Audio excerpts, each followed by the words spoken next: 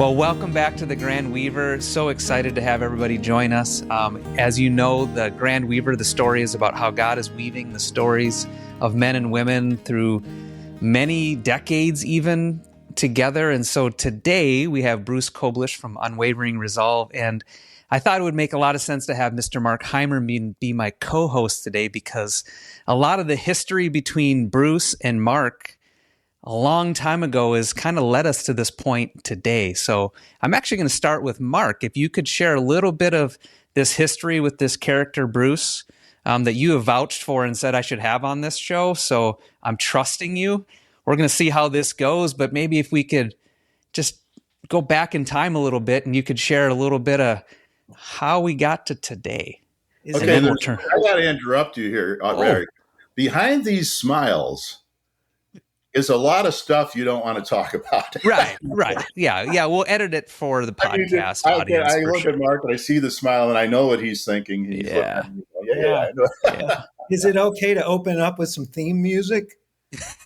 Oh, Dreamweaver! Yeah, there you go. Yeah.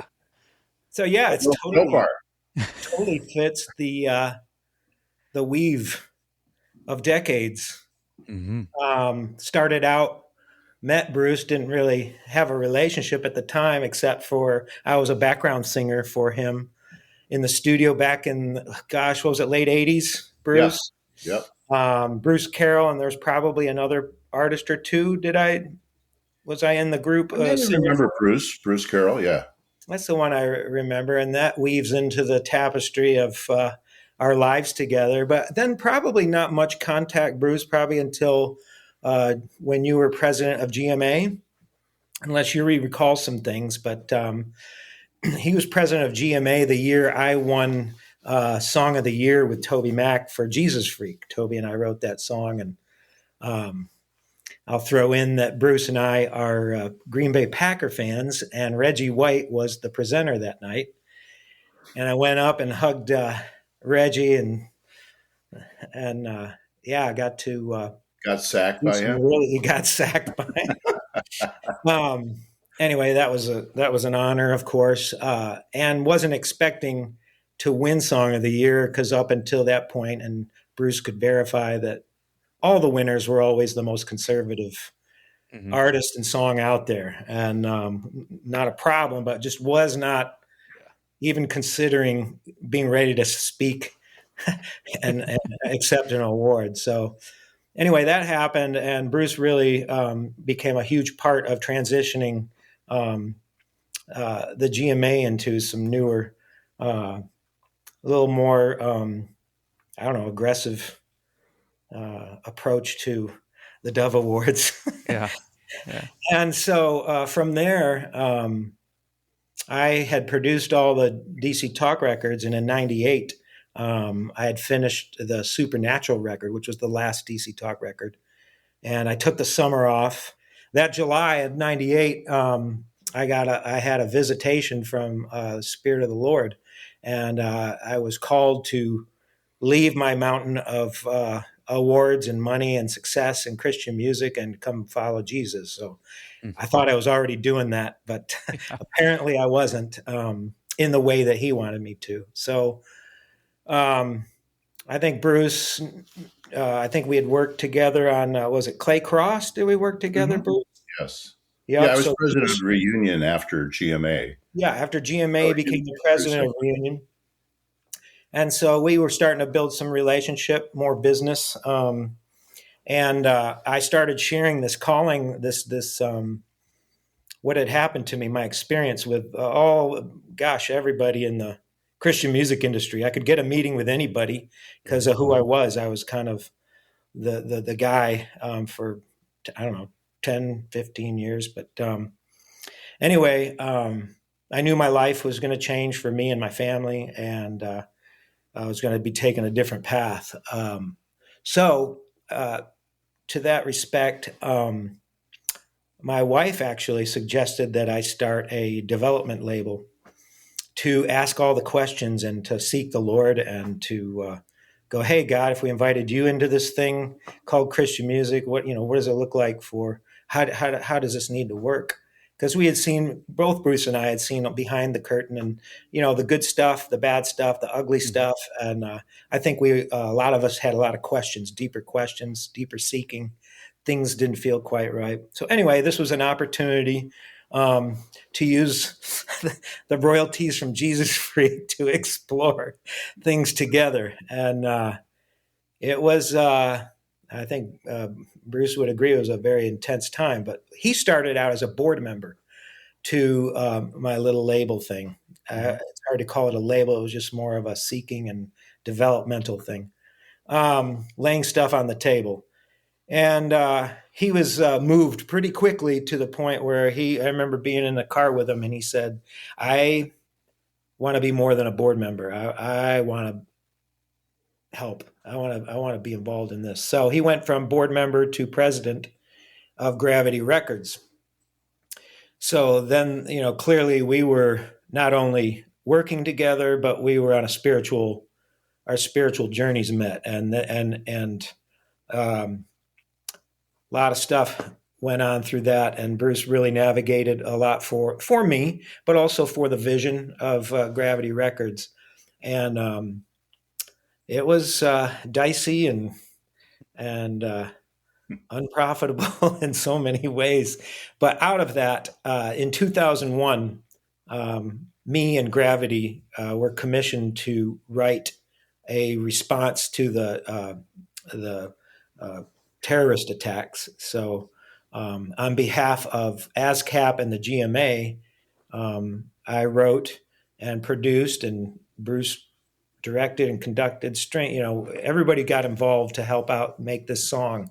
And there were probably 80 artists. Bruce, how many did we end up having? 72 to be exact. I still remember how many clearances I had to get. 72, isn't that 72 artists, yeah. Isn't that the Ron Howard's how many shots of what was he, 72? He was drunk in the thing. I forget it. So we did that, and everything was donated. All the artists licensed.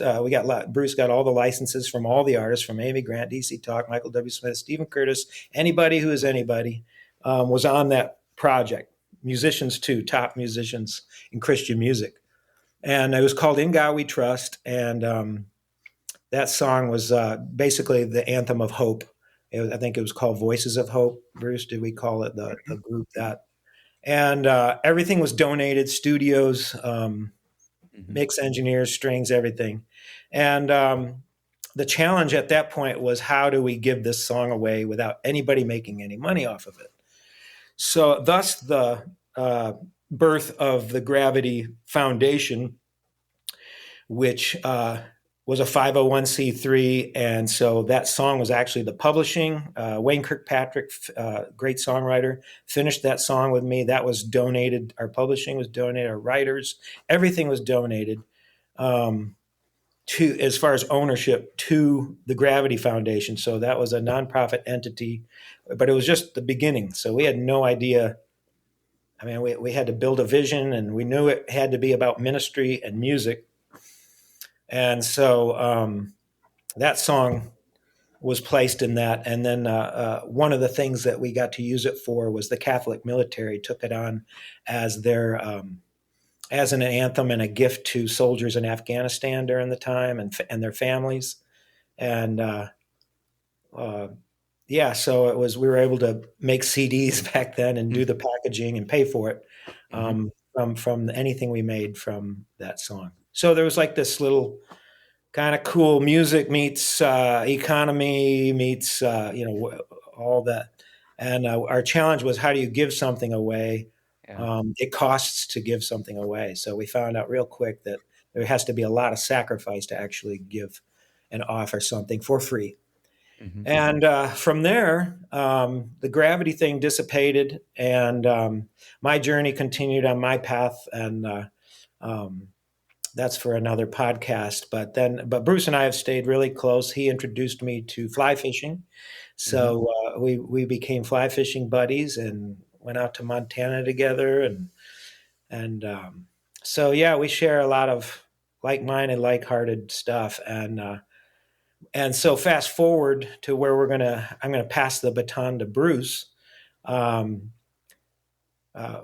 real quick, in my touring days in the 80s, I played for Michael W. and Amy Grant. So Amy Grant fits into this tapestry about right now. So I'll let Bruce talk about what he's been doing with her. But the connection with Gravity, the foundation just kind of sat there and looking for a purpose.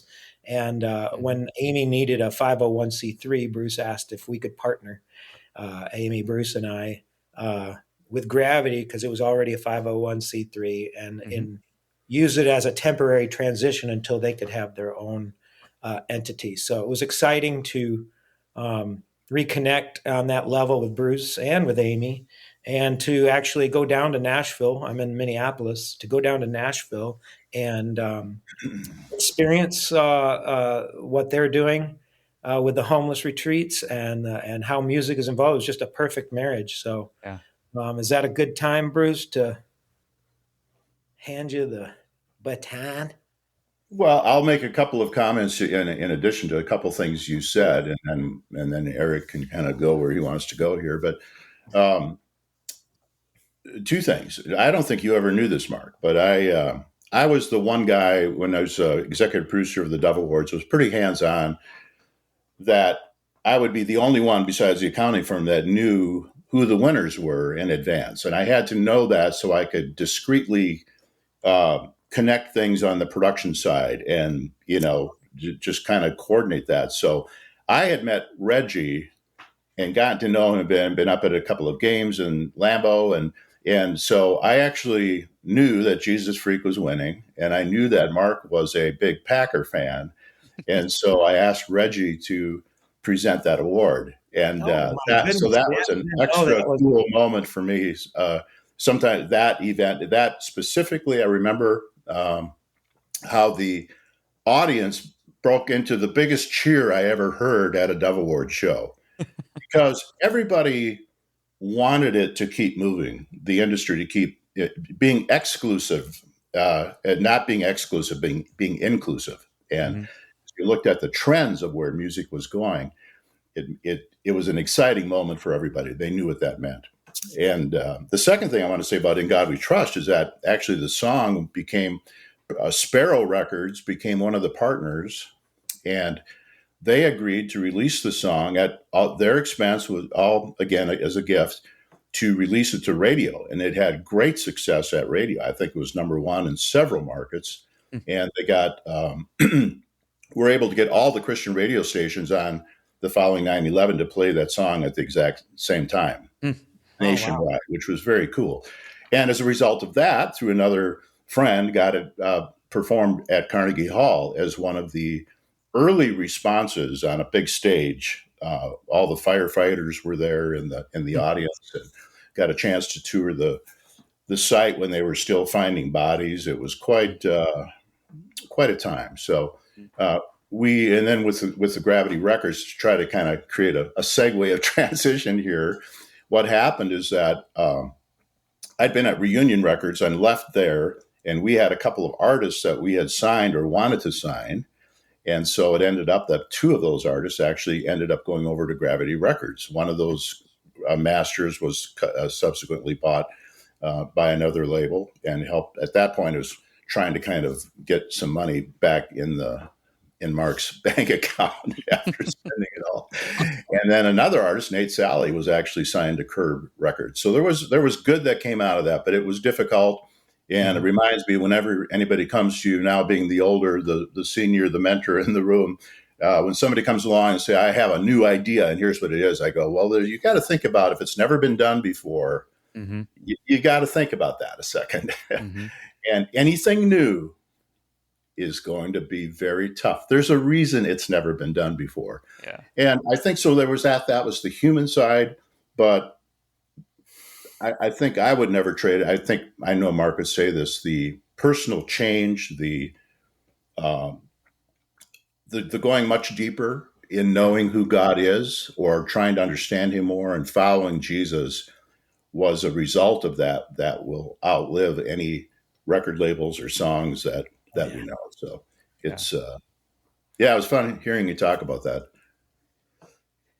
Yeah, and so I can attest to that as well, because I've had a few opportunities to connect with Mark and hear his heart and his journey and what God's been teaching him, and as Mark is sharing with me as I lead worship in the church and wrestle with what does that mean? What does that look like?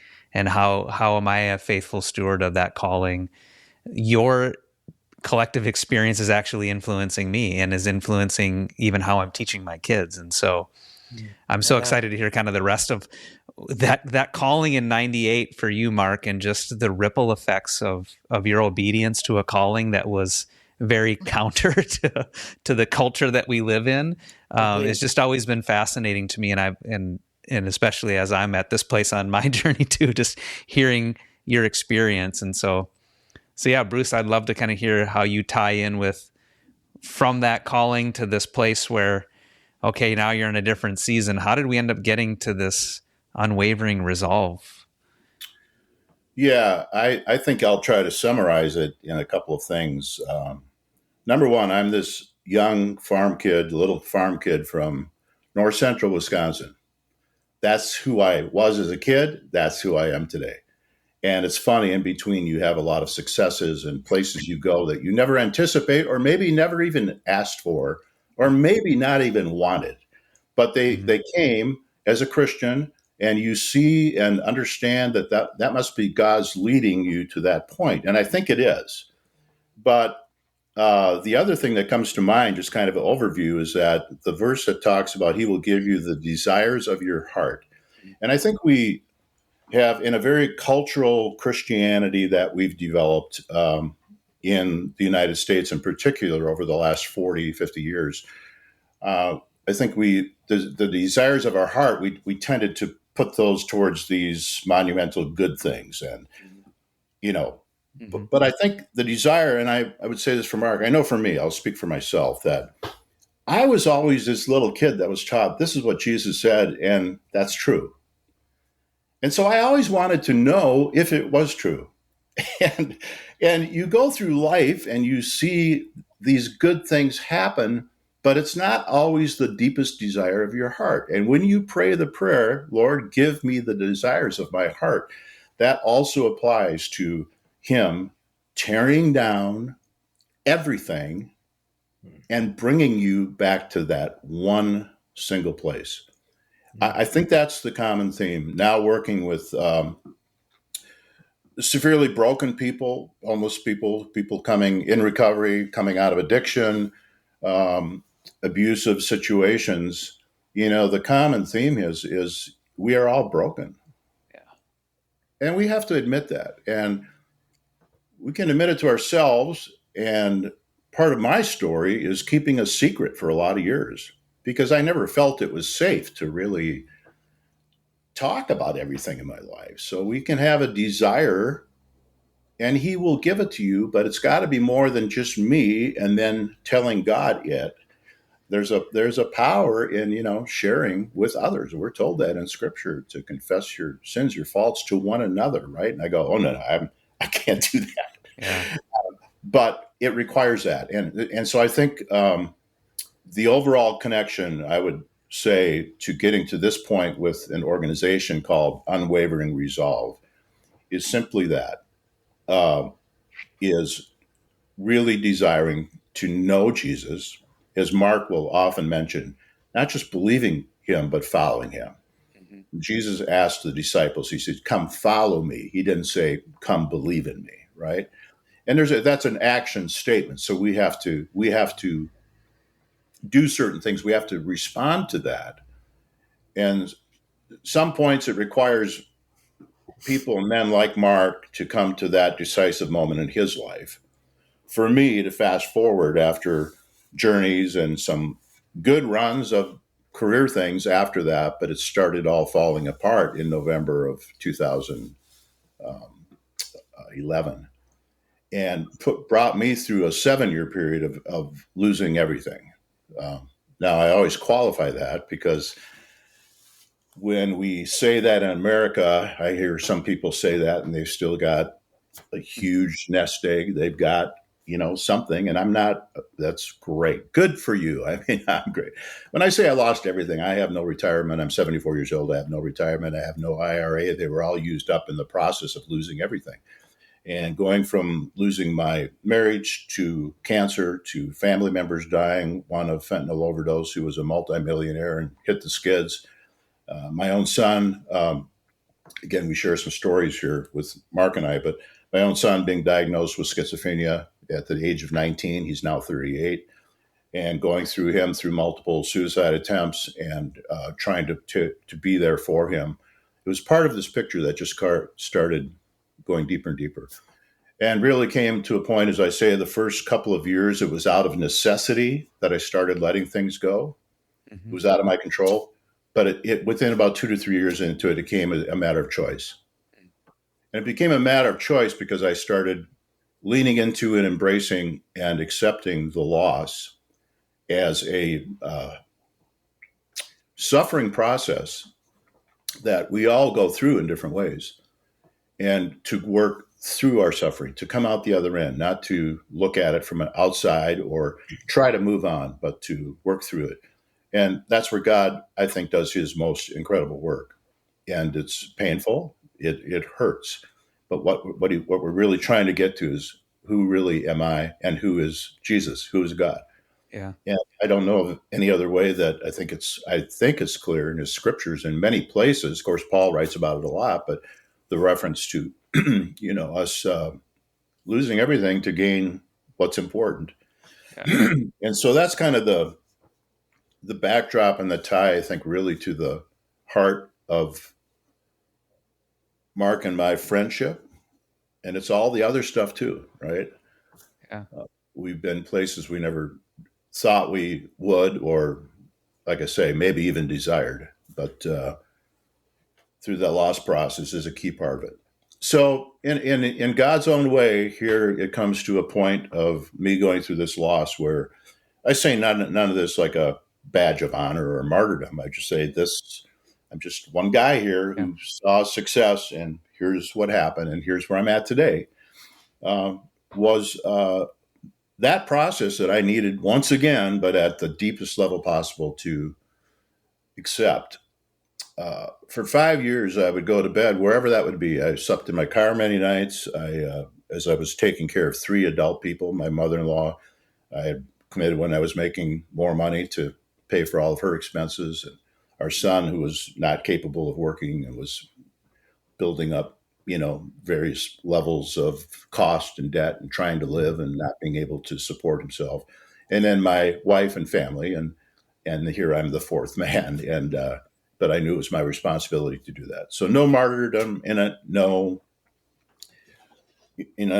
of that. Just talking about the process. And so 5 years, and I still do it now and then. I would go to bed at night, lay on my back, stretch my arms out to the side, hands up, palms up, and say, God, I let go of everything that I touched today, everything that was good, everything that was bad. And somewhere along that 5-year process, when I had to start naming the people I loved the most in my life, it became real.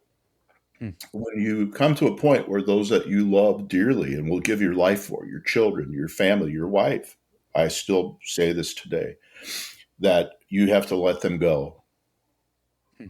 That's tough. And yet it's what God asks of us, and we all respond in different ways. So this is not a judgment. I'm not sitting here saying this is the only way. I'm just so in a strange way, then just to jump ahead, and I can go back and fill in a couple of blanks, but here an opportunity comes up where I was able to start using all my professional skills, but this new heart, this new place of understanding to serve who Jesus called the least of these. And I'm going, well, dang, I'm one of you guys. I mean, we all are in the sense of brokenness, right? And that's what is beautiful. So I have joy and contentment today that I never had in my most stellar moments in all the years of church and reading and studying. And it's all because I personally was very stubborn, but always desired that thing from that little kid. I want to know Jesus. I want to follow him. Yeah. And I ask him to give me the desires of my heart. And that's the picture of what happened. Yeah. I mean, and that's really, it strikes me. I remember years ago praying for humility. You're praying to know Jesus. Yeah. More and more. And it's never could we imagine, we're reminded that his ways are higher and his plans are so far beyond our understanding. And we see that playing out. And that's what I hear in your story is the desire of my heart, but never would I draw it up this way to get to this place in my life. But it's a fact. It kind of has to be, you look back and you go, yeah, it kind of had to happen that way for me to see people the way, the other prayer, like, Lord, give me eyes to see the way you see. And that's what I'm hearing in your story is this, God has given you eyes to see people that maybe you didn't see in the same way before that experience that you had.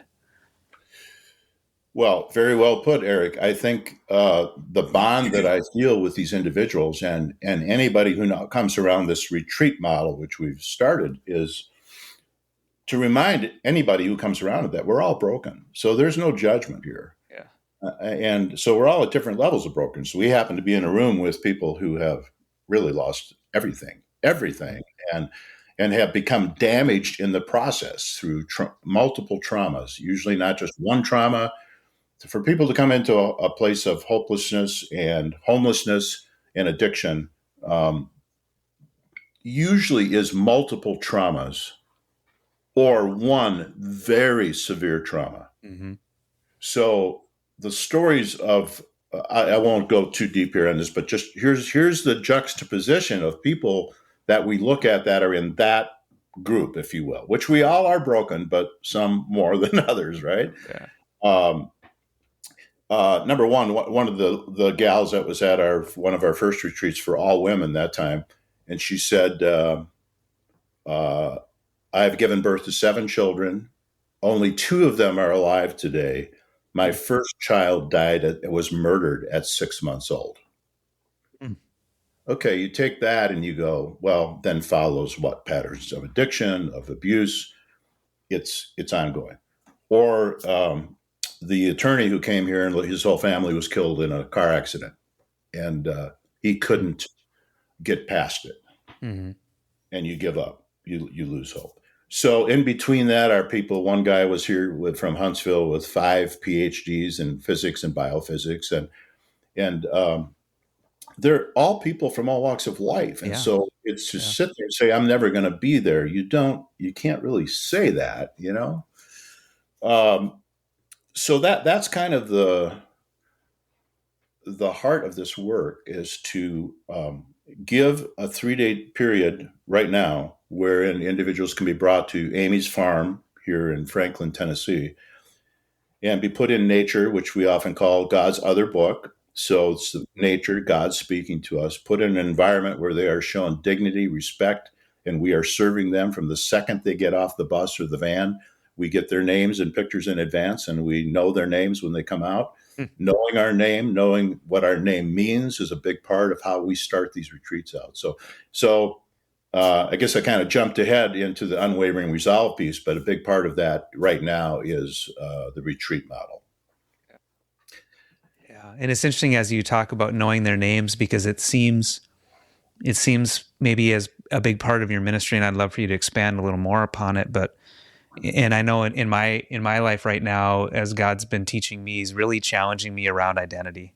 And even this lunch I was at today, talking about resting in the midst of even doing ministry and resting in the identity as a son of the Most High. And so I love that you start with their name, because it is part of our identity, and especially one that needs to be redefined, right? For all of us, because we all buy into all of these things identity-wise. Mark, you talked about stepping from an identity as a very successful producer in Nashville, and that being part of your identity, to, boy, God's calling me to a different identity, and that's a process. And so I'd love maybe, Bruce, if you could expand upon that maybe that piece of it and how these retreats unfold and what you do with them?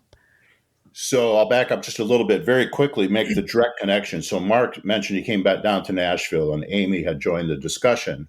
Prior to that, on July 15th of 2020, I was still gainfully employed.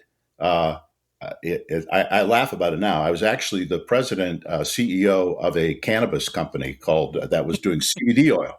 So I always say we talk about B2B, B2C. I was C2C, Christian to cannabis. So, and it was all the legal stuff. So we were making CBD oils. But I did that for about 18 months, and I was there partially because I'm wired to take on challenges, and they had a lot of challenges.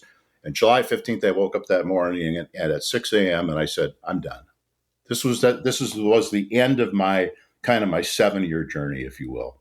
I said, I am done. I don't have one penny in the bank. I don't have I have a place to live where I am right now, part of the story. But I can't do this anymore, So I called a board meeting at 7 a.m. and I sent letters. We got a board meeting at 9 a.m. and handed in my resignation, having no idea. 2 days later, out of the blue, I get a call from a guy who was a friend I hadn't talked to him in 20 years, so more of an acquaintance, but I'd worked with him a bit. And he said, hey, I'm John, and I run the Citygate Network out of Colorado Springs. We represent 320 rescue missions.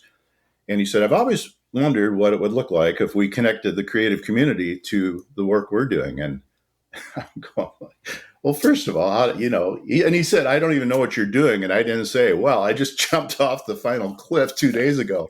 So that started this, and we figured out how we wanted to proceed. In that process, I'm sorry, I got to go back again. I'm not telling this chronologically, but 2 years prior to that, I've been working in a situation in Philadelphia. Just again, was just trying to thank God for a good resume and knowing good people. But I was able to keep some monies coming in. Every time I got a job, though, it was less, and less. And all that money was going out, to care for people I loved.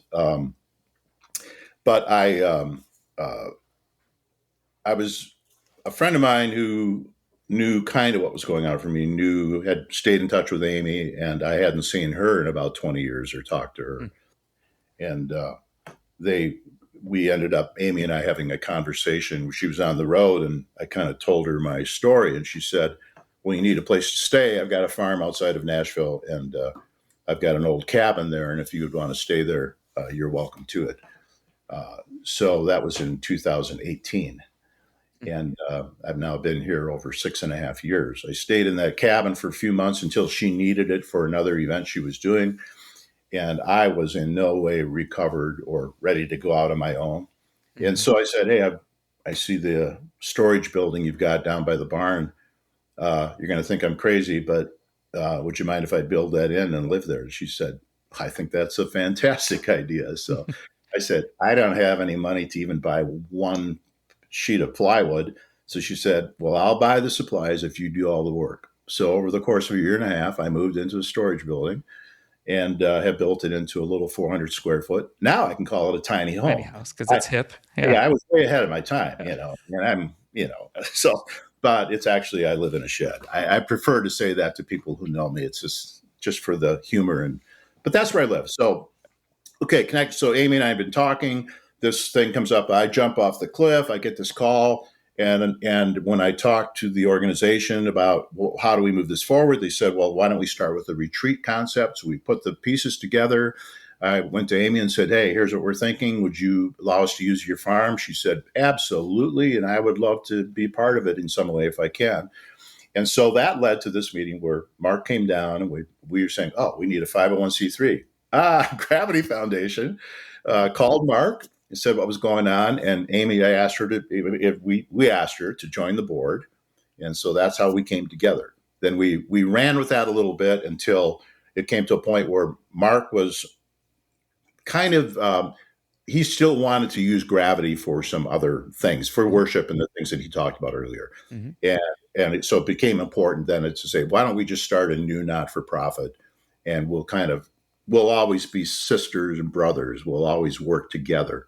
but that's how Unwavering Resolve came to be. Okay, so that's kind of the fill in that blank. And so anyway, when we put the retreat model together, we kind of ended up very quickly with 4 legs to this stool. That number one was we work with rescue missions around the country, and we invite them to come to be part of this 3-day retreat.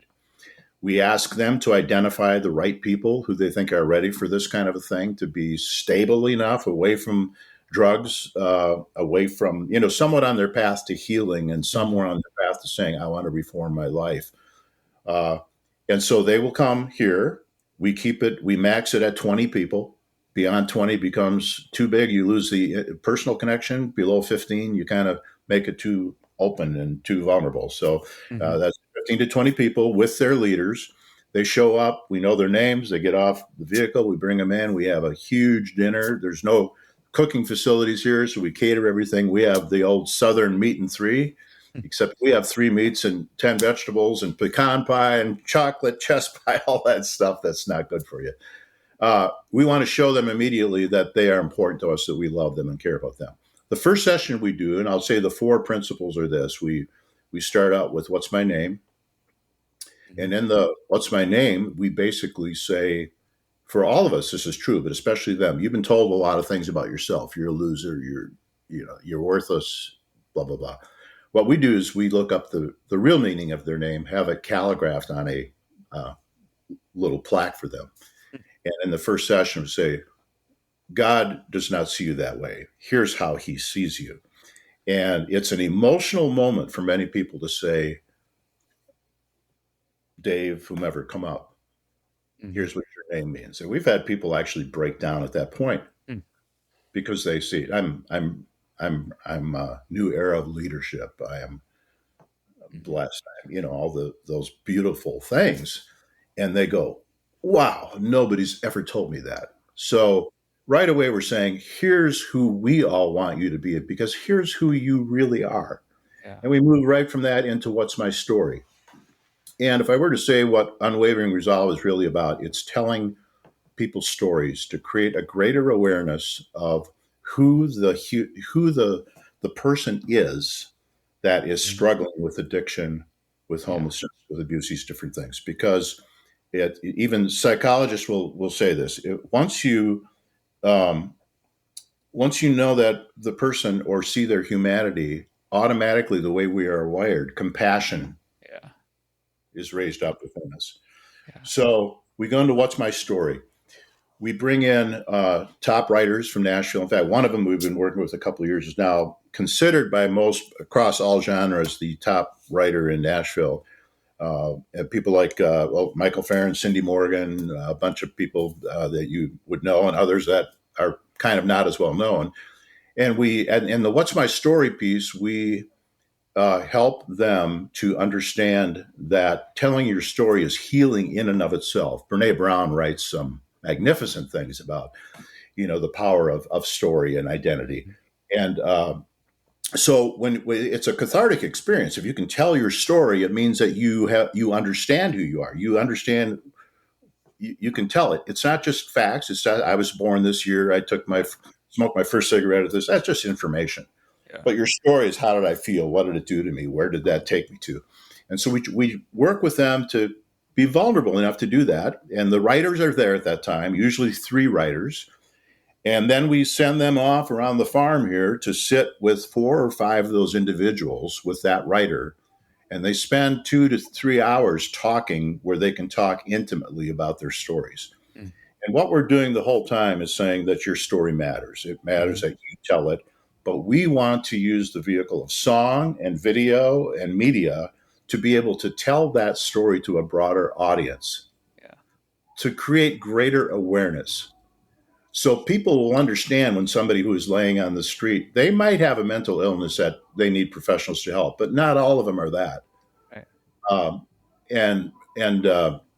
So we go through the story process. The songwriters hear that, they go away, they come back the next night, Wednesday night. We bring in top studio players here from Nashville. We have the writers, and they actually, within 24 hours, are sitting there in a group of about 100 people. We've invited friends in.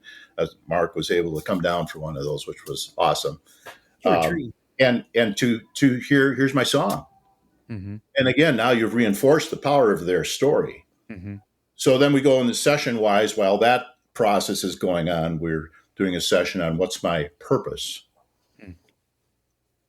And then what's my plan is the closing morning, where we bring the leaders of that rescue mission back in and say, we are handing this off to you. You're coming, here they are coming back to you into your care, because their plan will unfold.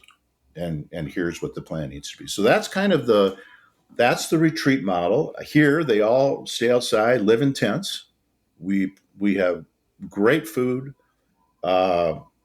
We have beefalo and sheep and animals around. And I'll tell you, people are just refreshed. And so that's kind of the model of the retreat.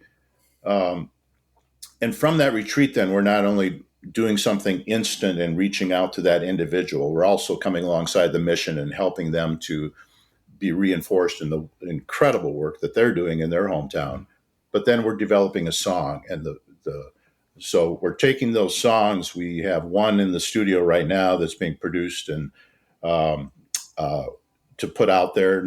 These are not written for commercial purposes. So the writers will tell us often, Mark will really like this. I mean, every writer says, man, I lost my purpose in writing. I mean, I get onto the row, I get into the room, and somebody comes in, hey, we need a song for whomever about this theme. And can you write something kind of up and summer fun kind of a thing? And go, okay, well, that's how they make their living. But a lot of these guys came along and said, man, I didn't want to write another song, even though I've been successful. So we give them a chance to say, just write what you hear, the pain, the difficulty, the whatever, and so that's kind of a cool part of it. And then we will find some of those might have commercial appeal. Mm-hmm. Many won't, but they'll have value. The most important songs in my life are ones probably you never heard on the radio, right? I think a lot of us would agree with that. So I'll just kind of stop there for a second, because there's more to come, but that's kind of the work we do. So that's how I live very simply. I've capped whatever I would make. If I have other opportunities, I just don't want it. I mean, self-preservation. I want to live close as I can to that boots on the ground, body on the ground, slamming on the ground model, because that's where I find my purpose. Yeah, it's so interesting as you talk about your purpose. I was thinking in my own life. I remember watching The Voice one time years ago, and I was thinking about wanting to write songs and wanting to perform. And I remember God was speaking to me in that moment and said, "You see that stage? Like the greatest honor you will ever experience is singing over a family at a funeral, or leading others in worship. That is the honor of your life, young man. Don't miss that." And that was significant and informative to me, because I think it's so easy in this culture, right, to think that so I remember writing down this idea of the honor of my stage, the stage that God has given me. If we want to use we like to call it the platform in the church, because we don't want to call it the stage. But God has said, if somebody invites you to celebrate with them at a wedding, or comfort the family at the funeral, go and do that, because that's one of the greatest honors you'll ever have in your life. I remember during COVID, right around that same time in 2020, when you couldn't even really gather, I was outside in the spring in Minnesota singing over a gravesite with 15 people. And God is saying in that moment, that is a great honor of your life, that you were invited into that moment for this family. And that's kind of what as you were sharing, it's an honor for us to be invited into this vulnerable, as Brene Brown talks about vulnerability, invited into people sharing the story of their own shame and their guilt and those types of things, and allowing us into that is an incredible honor for us. And it's a beautiful thing. I'd love for you to maybe move on to where do you see this going? What's kind of upcoming for Unwavering Resolve, and maybe even to expand on why it's called, the events themselves are called Hope in the Gate. I'd love to hear about that. Wow. So I'll tell you about Hope in the Gate. I did not select that name. It was a person at Citygate. And at first I'm going, okay, the retreat's coming up. We bet, okay, that's good. Let's go. So it had the word hope in it. But what it actually developed meaning once we did the first retreat. Hmm. So here at the farm, this is an old farm that Amy and bought and then split it up. And Michael W. Smith took half of it, and there's only like 3 people. Actually, I live in the middle of about 2,500 acres within a 30-minute drive of Nashville. There are only 4 homes calling my shed a home on that 2,500 acres. So that's given an idea of the remoteness of that. But at the original farm owner, they had gates out front, so big stone pillars and old lanterns on top, and that's gated. And we opened it up, and the first bus came in. I think it's on one of the videos we did, or somebody said, when we came in through that gate to the farm, everything else disappeared. I dropped all my stuff there and entered this new space of hope. I'm going, there's the meaning.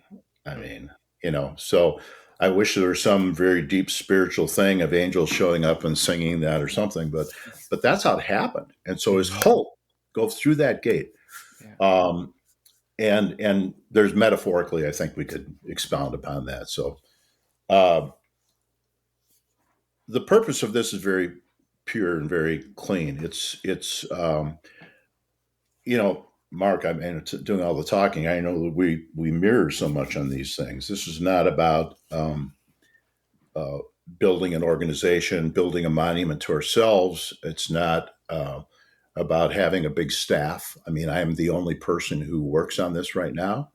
I built very intentionally, after all the experiences that Mark said, seeing behind the curtain. So many things in our culture today, in our world, including the church and ministry organizations and businesses, have curtains, and those always get my attention. That's there's something blocking us. So when we started this, and we need donors, we have no other revenue source except that people say, I believe in the vision.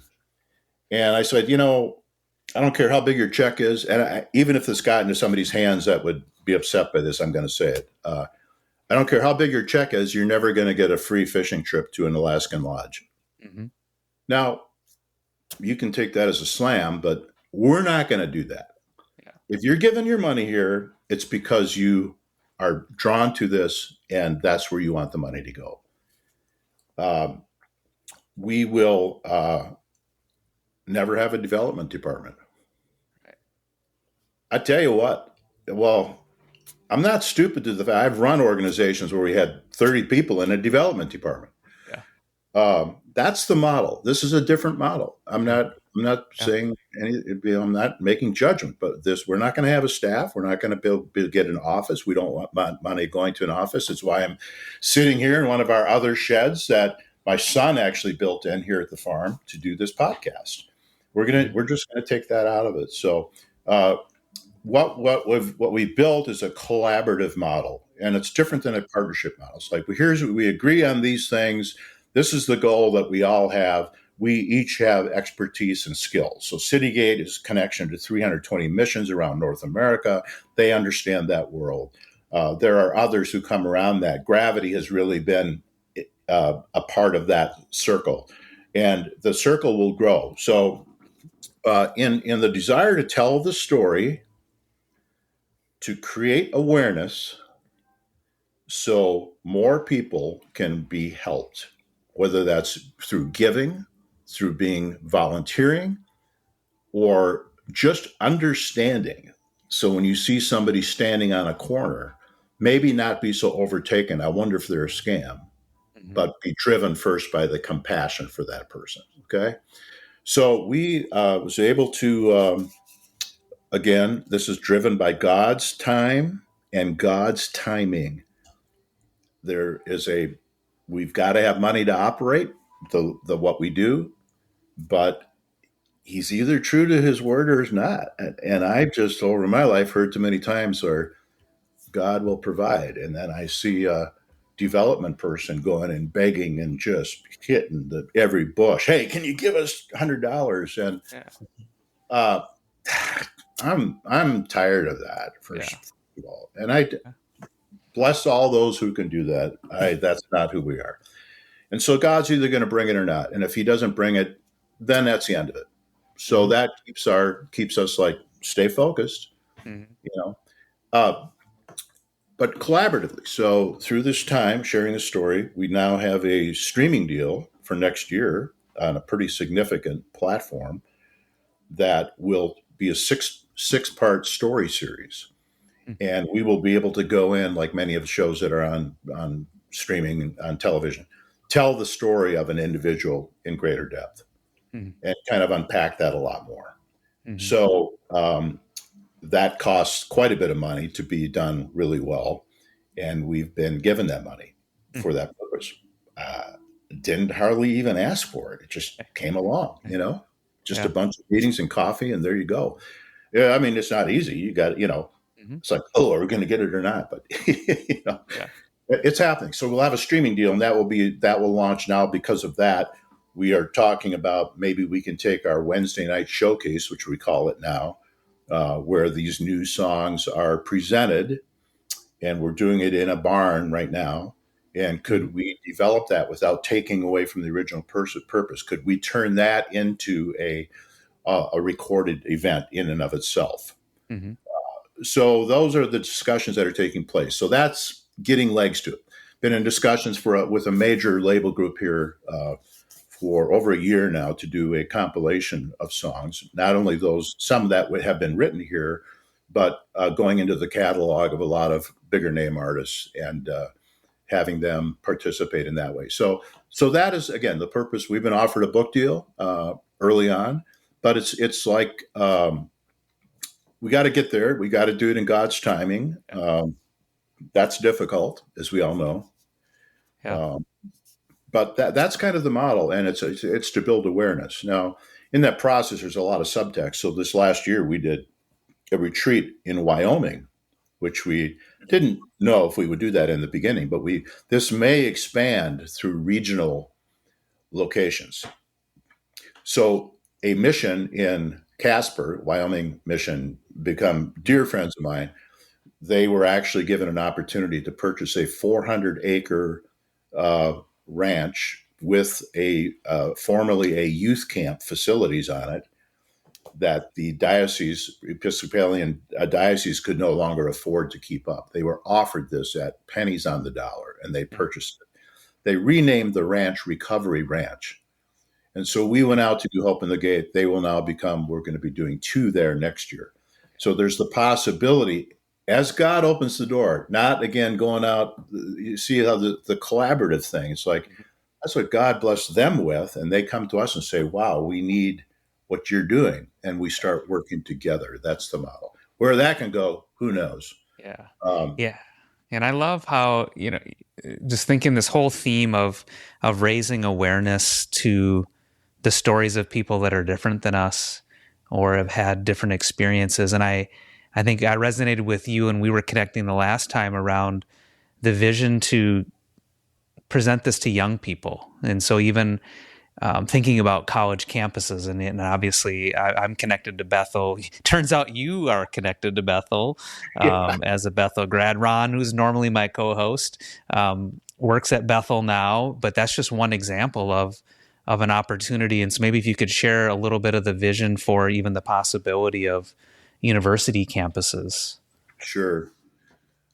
Well, this, I think, touches back to how you and Mark have connected and things you've talked about with worship. But we've seen certainly the success of the model of universities embracing more of the creative arts, if you will. Here in Nashville, Belmont University, one of the top schools in terms of people going there to learn how to become artists, how to record, how to get into the business side and all these different things. And many schools have now adopted that and are very powerful and have their own departments. Some of the Christian universities in particular will have, maybe a creative arts division or a major of part of some other major, and it will often be driven towards worship. And so they're bringing a lot of young people who have creative hearts and creative ability to be trained in how to serve the church well, primarily, right? And I think that's kind of loosely the position of Bethel. I mean, Judson University, I'm on one of their boards right now, and they are very interested in this. So there seems to be an interest. So my thought goes to is that I have seen here as a musician, being 35 years plus in the music industry, what I've noticed here firsthand is the point of our inspiration. What inspires us, who inspires us, will often dictate what that final piece of expression, artistic expression, looks like, sounds like. Mm-hmm. So, what if more kids in college who are going to be going into the churches, particularly, what if they were inspired by the least of these? Yeah. Which I theologically tear me apart. The least of these who Jesus had a preferential love for. Mm-hmm. I mean, you look at the sum of Scripture, who did he always gravitate towards? And I don't want to take it totally out of context, but a juxtaposition is the young rich ruler. What do I have to do? Now, I realize there's a little more context. Some will argue this because they don't want it to sound like anybody with money is bad. And that's not the point. But he said, how do I get to the kingdom? Yeah. Sell everything you have and give it to the poor. So that's kind of again, nothing that was put into a business plan or a ministry plan. Mm-hmm. But it seems like there's a point there. So I know that with Mark, I keep looking at Mark here. If I can go a little bit personal on this, you can always cut this out. But Dad, you are a dear brother. And I believe that God does have a lot for you in the future. Mm. And I know it's been slow in coming, but you have an amazing professional skill and a heart, and you laid it all before him. And I think there's a greater coming together of a lot of us, how Mark served in my life at a point when I was kind of, okay, what's this all about? And he stepped up. And I guess I hope and pray that through this medium and through all of us, or just the three of us right here and others, that it can be a point to say, God is going to give me some platform here, some way to do this. So when I talk about that, this is not about us. This is we don't take any publishing from our writers. We don't. Somebody suggested, I go, no. We don't take, we give. For people that might be listening to this podcast and thinking about a loved one, or they themselves have experienced homelessness, or are somebody who might be resonating with even coming alongside and supporting one of these events, what would you leave us with, and just sharing from your heart?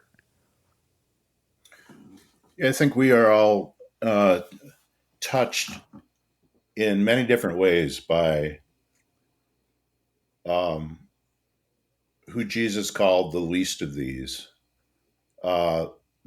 They are not some separate they. We are all the same. We are broken people. The beauty I see in that ultimate brokenness is when you look up from the bottom, you can't look down anymore. I believe we need to shift, even in the world where we're at, from a top-down thinking to a bottom-up. From the bottom up, we can start with nothing, and we're looking up to where we can find God. Mm-hmm. We've tried all the other stuff. I think everything we're doing at Unwavering Resolve even is simply to serve those. I just pulled this up. I got to read it, but here's the mission is, with Unwavering Resolve, we share God's redemptive power to transform pain into purpose, heal brokenness, and inspire faith that can reclaim beauty from brokenness for those who have been shattered by homelessness, trauma, addiction, and mental health crisis. That's kind of the purpose of why we exist. And our unwavering resolve is this, says it. We are resolved to do this no matter what. Hmm. This, for me, I know is not a job. I've told our little board, if the money dries up, I will go, and I won't pursue another career path. I can get a $25 an hour job because I can live on very little. And I'm going to use every waking moment because this is who we need to be. Mm-hmm. It's not a job. It's not a career. This is who we need to be. So I think we're all in this together. And this is just a name put on that many of us can claim that I am committed. You are committed. Mark is committed to, with an unwavering resolve, to love those who are broken and hurt. And we can say this, we are all broken and hurt. So it speaks to the loving ourselves, knowing ourselves, following him. So this has been a great opportunity, Eric, to be with you, and a special fun for Mark because of all of our history. But Yeah. I want to commend you in what you're doing, giving a platform for organizations that are really desiring to see God's working, to see and know God in a way that we've never known or seen him before, individually and then corporately. Yeah. Yeah. And it's, I was talking about honor earlier, and it's an honor for me to have a front row seat to the stories of how God is used. And that's why I love the two of you. It's like you look back at this whole history and how he's brought your stories and woven them together for this time. And we don't even know what the rest of the story is. I love the quilt behind me. I didn't even know when I was asking my mother-in-law about it being unfinished, but you can see how it's going out in all directions unfinished. Nice. And so I look so forward to this next season and seeing what God stirs with you, Mark, in the book that he's called you to write, and with you, Bruce, and however I get to be part of whatever's going to happen next. It's like, man, that's pretty exciting. I'm moving into a season. I'm a kind of a thrill seeker kind of guy. Well, not really a thrill seeker, but it probably looks like it on Facebook with mountain climbing and snowmobiling and all this kind of stuff. And I said to my wife, I get to go to Albania next week. And I said, boy, in this next season of my life, I don't really have any interest in any of those. As much as I enjoyed all of those things, like I am fascinated to go experience this worship ministry school in Albania and see what that's all about, and hear about the stories that are happening all around the world and people that just have a heart. And what's beautiful about it all is these stories remind people that God is living and active, right? I think we in so many circles I'm in, I think we've bought into that the Bible's this old book and he's not present and active and working. And every day I get to hear stories of how God is stirring people and calling people and transforming lives. And as you were saying, redeeming, right? All this redemption that is happening. It's beautiful, this restoration that is happening. And so I want to thank both of you for being guests on the show today. We will polish this thing up, put it out there, and see where it goes. And if people are stirred to come alongside, or universities feel like that's part of the calling they have, I have no idea where this is going to go, but that's part of the fun of it. And so thanks for coming along on the adventure with me and letting me be part of yours. It's awesome. Right on. Thank you.